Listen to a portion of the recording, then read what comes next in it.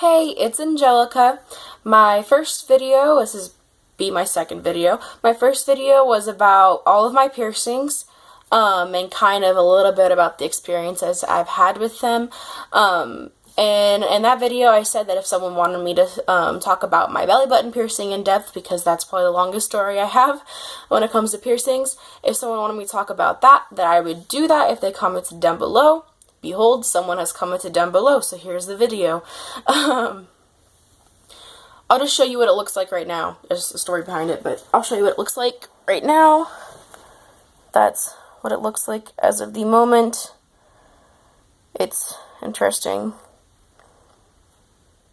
Yeah. And it's a super long bar. It's not a standard size bar.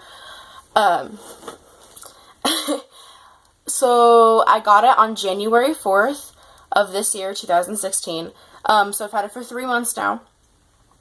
And it's been interesting. The shop I went to, it was really sketchy. Really, really sketchy. Like, you need to do your research when you go and get a piercing. I had been recommended by friends. Sorry for the dishes. It's just a couple cups in the background. I'll kind of sit in front of those. One of my friends had gone there and gotten her belly button pierced. From what she said, she had a perfect experience. That's why I went to the place. I've seen her belly button piercing, obviously. It looks really good. From what she said, he placed it really well. He marked really well and everything. It wasn't the experience I had. Not at all. I went there on January 4th with my mom. She didn't want to be there at all. She hates needles. She wasn't planning on going with me, and my dad was supposed to take me, and he bailed on me. And so she took me, because she felt bad, and it's whatever, but I was super excited. I was really anxious. I was really nervous, and I wasn't looking at anything around me. Like, I was, but I wasn't. Like, I saw it, but I didn't really comprehend it. I didn't think about it, which I really should have been thinking about it. We went in, everything was covered in dust. It was really gross. I won't say the place's name. It was just really gross. And I didn't really think about it. My best friend actually was with my mom and I when we went, and yeah. Sorry, I thought I just heard something upstairs. I think someone might be home. They're gonna judge me. So, when I got it was $40. Wasn't worth $40 at all. When I got pierced, it was like nothing. The pain was like absolutely nothing. I couldn't feel the clamps. He had the clamps on, and he's like, "Can you feel that?" I'm like, "Feel what? Like, did you do it?" Or like, because he was gonna scare me. He's like, "Well, that's weird." I'm like, "Okay, like, should I be concerned?" Then he pierced me, and it was a lot of pressure. It didn't really hurt. The needle didn't hurt very much at all. It just felt like a lot of pressure. It was kind of, my hair's doing something, I don't know. It was kind of not painful, just really uncomfortable, because I could feel the needle going through me. And I'm sorry if you get squeamish, but this is a piercing video, so you asked for it. And so, yeah, that was that. He was really sketchy. Everything was covered in dust, like I said. I picked up the jewelry, and I thought it looked like it was the wrong size, because it looked like it was just standard size jewelry, not like ones that are meant for fresh piercings. He didn't show me him sterilizing the jewelry, which really grossed me out kind of after the fact, because he kind of just painted, like, it's just an open box. He opened it, you touched it, all of them. You can touch anything you want. He let you pick it out, and then he just took it back there. He didn't show anything. He called you back eventually after he cleaned everything. I don't even know. He didn't show me a sterilized needle. He didn't let me check the dots. My mom refused to look at it because she's squeamish, and Grace didn't. My best friend didn't want to either. So I was like, all right, I'm alone. Turned out well for being that way, but after I got it pierced, everything was normal until like the third day. Everything looked normal. I don't bruise very easily at all, if that makes sense. When I get like punched or I run into something, I can feel the bruise, but I can't see it. It doesn't, my skin doesn't like change colors, but it hurts, that's sore in that area, like it was bruised, like it is bruised, if that makes any sense at all. So there was like no redness, no swelling. Well, there's swelling, but there was no bruising or anything until a couple days in. I noticed redness, and I was like, oh, okay, like this is a fresh piercing. This is normal. And so it was like that. And then on the 5th day in, I kind of noticed that I was making a crater on my skin, and I was super concerned. I was like, okay, that's not normal though. And so I was like, I'll give it a couple more days, and then I'll see what happens. And so it was the 7th day in, and it wasn't getting any better. So, and there's a crater in my skin, and the ball was just sinking farther and farther into my skin. Sorry, I heard something again. It was really grossing me out. It was not okay. And I was like, okay, we're going to go to a different place than where I got pierced. Because the place I got pierced at was really sketchy, like I already said. And so we went to a better place. It was really clean. I love the place. It's called Seductive Ink. They were super nice there, and it was super clean, and it was a wonderful experience compared to when I got pierced.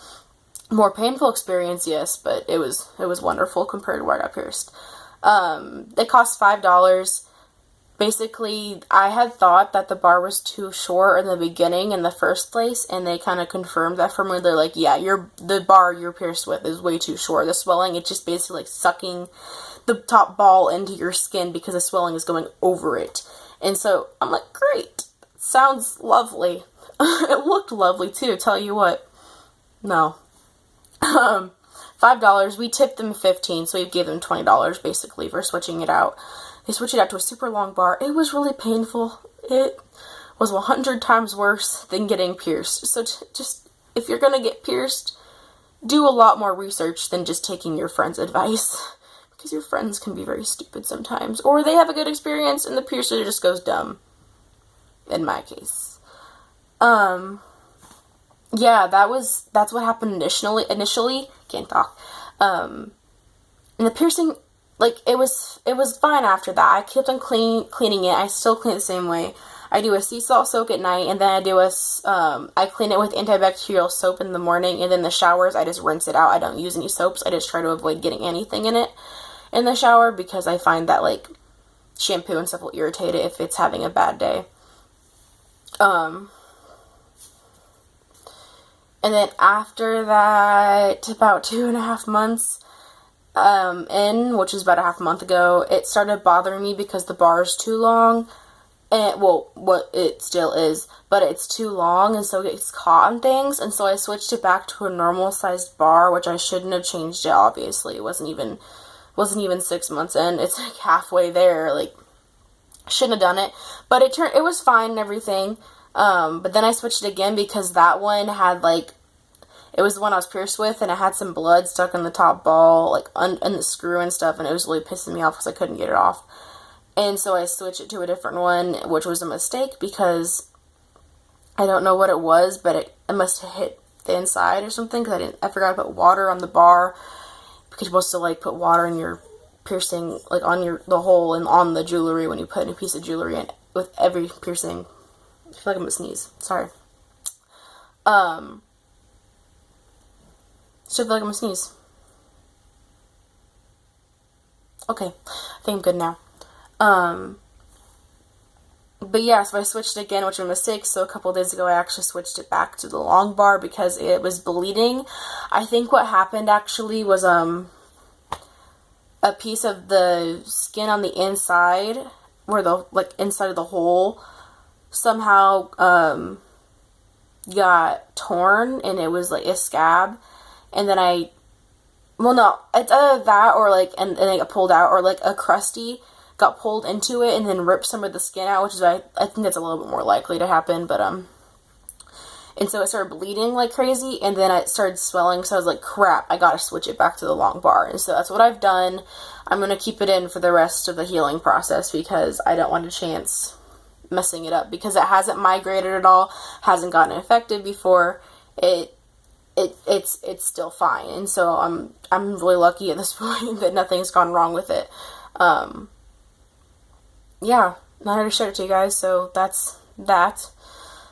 I really can't wait to switch it to something prettier than just what it is, because I have, like, tons of balls. I can switch the balls out and everything, because I bought a whole bunch of the acrylic ones off of Body Candy, and they have really cute ones, so it's not that bad, I guess. But yeah, so if you guys want me to show anything else to you, or if you have any more questions about it, comment down below. If you have anything else you'd like me to go into, any other piercings, I can do that too. If you guys want me to show you all my jewelry, because I do have quite a bit of jewelry I can't even wear, like, I don't know if you guys want me to show you that, comment down below. So, yeah. Subscribe, comment, like, that doesn't sound like I said in the right order. Oh well. Bye.